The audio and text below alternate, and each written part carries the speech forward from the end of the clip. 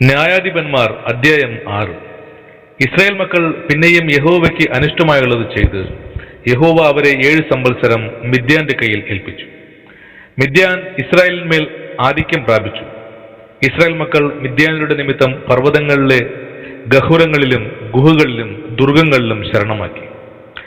Israel വിതച്ചിരിക്കുമ്പോൾ മിദ്യാന്യരും അമാലേക്യരും കിഴക്കുദേശക്കാരും അവരുടെ നേരെ വരും. അവർ അവർക്ക് വിരോധമായി പാളയമിറങ്ങി ഗസ്സ വരെ നാട്ടിലെ വിള നശിപ്പിക്കും. ഇസ്രായേലിന് ആഹാരമോ ആടോ മാടോ കഴുതയോ ഒന്നും ശേഷിപ്പിക്കുകയില്ല. അവർ തങ്ങളുടെ കന്നുകാലികളും കൂടാരങ്ങളുമായി പുറപ്പെട്ട് വെട്ടുകിളികളെ പോലെ കൂട്ടമായി വരും. അവരും അവരുടെ ഒട്ടകങ്ങളും അസംഖ്യം ആയിരുന്നു. അവർ ദേശത്ത് കടന്ന് നാശം ചെയ്യും. ഇങ്ങനെ മിദ്യാന്യരാൽ ഇസ്രായേൽ ഏറ്റവും ക്ഷയിച്ചു. ഇസ്രായേൽ മക്കൾ യഹോവയോട് നിലവിളിച്ചു. ഇസ്രായേൽ മക്കൾ മിദ്യാന്യരുടെ നിമിത്തം യഹോവയോട് നിലവിളിച്ചപ്പോൾ യഹോവ ഒരു പ്രവാചകനെ ഇസ്രായേൽ മക്കളുടെ അടുക്കൽ അയച്ചു. അവൻ അവരോട് പറഞ്ഞത്, ഇസ്രായേലിന്റെ ദൈവമായ യഹോവ ഇപ്രകാരം അരുളി ചെയ്യുന്നു: ഞാൻ നിങ്ങളെ മിസ്രയീമിൽ നിന്ന് പുറപ്പെടുവിച്ച് അടിമ വീട്ടിൽ നിന്ന് നിങ്ങളെ കൊണ്ടുവന്നു.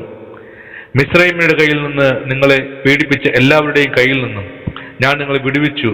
അവരെ നിങ്ങളുടെ മുമ്പിൽ നിന്ന് നീക്കിക്കളഞ്ഞു. അവരുടെ ദേശം നിങ്ങൾക്ക് തന്നു. യഹോവയായ ഞാൻ നിങ്ങളുടെ ദൈവമാകുന്നുവെന്നും നിങ്ങൾ പാർക്കുന്ന ദേശത്തുള്ള അമോര്യരുടെ ദേവന്മാരെ ഭജിക്കരുത് എന്നും ഞാൻ നിങ്ങളോട് കൽപ്പിച്ചു. നിങ്ങളോ എന്റെ വാക്ക് കേട്ടില്ല. അനന്തരം യഹോവയുടെ ഒരു ദൂതൻ വന്ന് ഒഫ്രയിൽ അബിയേസ്രനായ യോവാശിന്റെ കരുവേലകത്തിന് കീഴെയിരുന്നു. അവന്റെ മകനായ ഗിദയോൻ കൊതമ്പ് മിദ്യാന്യരുടെ കയ്യിൽ പെടാതിരിക്കേണ്ടതിന് മുന്തിരിച്ചക്കിനരികെ വെച്ച് മെരിക്കയായിരുന്നു.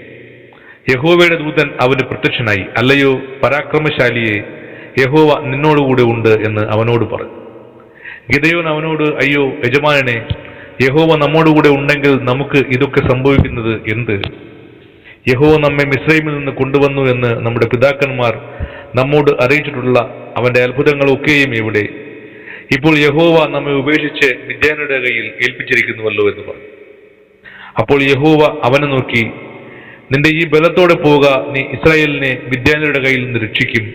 ഞാനല്ലയോ നിന്നെ അയക്കുന്നത് എന്ന് പറഞ്ഞു. അവൻ അവനോട്, അയ്യോ കർത്താവേ, ഞാൻ ഇസ്രായേലിനെ എങ്ങനെ രക്ഷിക്കും? മനശ്ശെയിൽ എന്റെ കുലം എളിയതും എന്റെ കുടുംബത്തിൽ വെച്ച് ഞാൻ ചെറിയവനും അല്ലോ എന്ന് പറഞ്ഞു. യഹോവ അവനോട്, ഞാൻ നിന്നോടുകൂടെ ഇരിക്കും. നീ മിദ്യാന്യരെ ഒരു ഒറ്റ മനുഷ്യനെ പോലെ തോൽപ്പിക്കും എന്ന് കൽപ്പിച്ചു.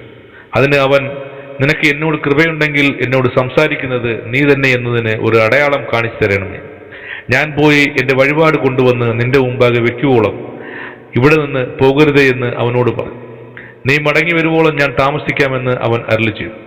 അങ്ങനെ ഗിദയോൻ ചെന്ന് ഒരു കോലാട്ടിൻകുട്ടിയെയും ഒരു പറ മാവ് കൊണ്ട് പുളിപ്പില്ലാത്ത വടകളെയും ഒരുക്കി മാംസം ഒരു കൊട്ടയിൽ വെച്ച് ചാറ് ഒരു കിണ്ണത്തിൽ പകർന്ന് കരുവേലകത്തിന് കീഴെ കൊണ്ടുവന്ന് അവന്റെ മുമ്പിൽ വെച്ചു. അപ്പോൾ ദൈവത്തിന്റെ ദൂതൻ അവനോട്, മാംസവും പുളിപ്പില്ലാത്ത വടകളും എടുത്ത് ഈ പാറമേൽ വെച്ച് ചാറ് അതിന്മേൽ ഒഴിക്കുക എന്ന് കൽപ്പിച്ചു. അവൻ അങ്ങനെ ചെയ്തു. യഹോവയുടെ ദൂതൻ കയ്യിലുള്ള വടിയുടെ അറ്റം കൊണ്ട് മാംസവും പുളിപ്പില്ലാത്ത വടയും തൊട്ടു. ഉടനെ പാറയിൽ നിന്ന് തീ പുറപ്പെട്ട് മാംസവും പുളിപ്പില്ലാത്ത വടയും ദഹിപ്പിച്ചു. യഹോവയുടെ ദൂതൻ അവന്റെ കണ്ണിന് മറഞ്ഞു. അവൻ യഹോവയുടെ ദൂതനെന്ന് ഗിദയോൻ കണ്ടപ്പോൾ, അയ്യോ ദൈവമായ യഹോവേ, ഞാൻ യഹോവയുടെ ദൂതനെ അഭിമുഖമായി കണ്ടുപോയല്ലോ എന്ന് പറഞ്ഞു. യഹോവ അവനോട്, നിനക്ക് സമാധാനം, ഭയപ്പെടേണ്ട, നീ മരിക്കയില്ല എന്ന് അരുളി ചെയ്തു. ഗിദയോൻ അവിടെ യഹോവയ്ക്ക് ഒരു യാഗപീഠം പണിത് അതിന് യഹോവ ശാലേം എന്ന് പേരിട്ടു. അത് ഇന്നുവരെയും അബിയേസർക്കുള്ള ഒഫ്രയിൽ കണ്ടു. അന്ന് രാത്രി യഹോവ അവനോട് കൽപ്പിച്ചത്, നിന്റെ അപ്പന്റെ ഇളയ കാളയായ 7 വയസ്സുള്ള രണ്ടാമത്തെ കാളയെ കൊണ്ടുചെന്ന് നിന്റെ അപ്പനുള്ള ബാലിൻ ബലിപീഠം ഇടിച്ച് അതിനരികെയുള്ള അശേര പ്രതിഷ്ഠയെ വെട്ടിക്കളു. ഈ ദുർഗത്തിന്റെ മുകളിൽ നിന്റെ ദൈവമായ യഹോവയ്ക്ക് നിയമപ്രകാരം ഒരു യാഗപീഠം പണിത് ആ രണ്ടാമത്തെ കാളയെ എടുത്ത് നീ വെട്ടിക്കളയുന്ന അശേര പ്രതിഷ്ഠയുടെ വിറക് കൊണ്ട് ഹോമയാഗം കഴിക്കുക. ഗിദയോൻ തന്റെ വേലക്കാരിൽ 10 പേരെ കൂട്ടി യഹോവ തന്നോട് കൽപ്പിച്ചതുപോലെ ചെയ്തു. എന്നാൽ അവൻ തന്റെ കുടുംബക്കാരെയും പട്ടണക്കാരെയും പേടിച്ചിട്ട് പകൽ സമയത്ത് അത് ചെയ്യാതെ രാത്രിയിൽ ചെയ്തു. പട്ടണക്കാർ രാവിലെ എഴുന്നേറ്റപ്പോൾ ബാലിന്റെ ബലിപീഠം ഇടിഞ്ഞു കിടക്കുന്നത് കണ്ടു. അതിനരികെയുള്ള അശേര പ്രതിഷ്ഠയും വെട്ടിക്കളഞ്ഞിരിക്കുന്നതായും പണിതിരിക്കുന്ന യാഗപീഠത്തിങ്കൽ ആ രണ്ടാമത്തെ കാളയെ യാഗം കഴിച്ചിരിക്കുന്നതും കണ്ടു. ഇത് ചെയ്തത് ആരെന്ന് അവർ തമ്മിൽ ചോദിച്ചു. അന്വേഷണം കഴിച്ചപ്പോൾ യോവാശിന്റെ മകനായ ഗിദയോനാകുന്നു ചെയ്തത് എന്ന് കേട്ടു. പട്ടണക്കാർ യോവാശിനോട്, നിന്റെ മകനെ പുറത്തു കൊണ്ടുവരിക, അവൻ മരിക്കണം, അവൻ ബാലിന്റെ ബലിപീഠം ഇടിച്ച് അതിനരികത്ത് ഉണ്ടായിരുന്ന അശേര പ്രതിഷ്ഠയെയും വെട്ടിക്കളഞ്ഞിരിക്കുന്നുവെന്ന് പറഞ്ഞു.